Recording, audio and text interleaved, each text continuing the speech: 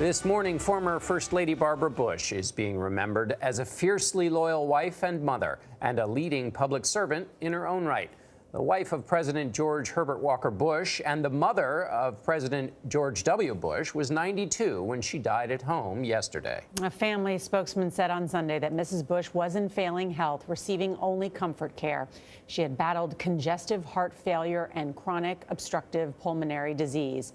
Mark Strassmann is outside the gated community in Houston where Barbara Bush lived with her husband. Mark, good morning.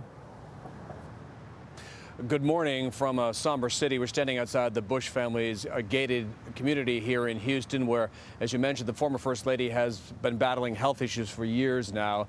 She had a thyroid condition along with heart and lung issues. But right to the end, her family says she was alert, talkative, and enjoying her favorite bourbon.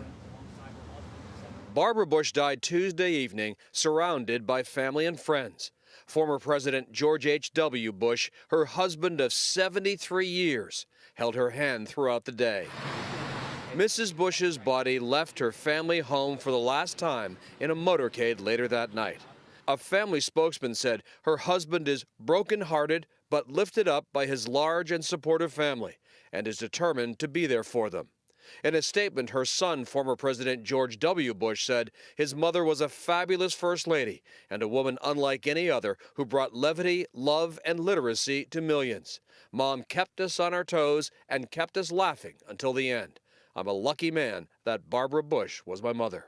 The entire country, especially the city of Houston, Texas, is going to be grieving for a long time because she was such a presence. Neighbor Lindy Nyhouse has been friends with Barbara Bush for decades. She had a wonderful sense of humor. She was such a lady, just the ultimate lady, and she just was so kind and compassionate and just cared about people.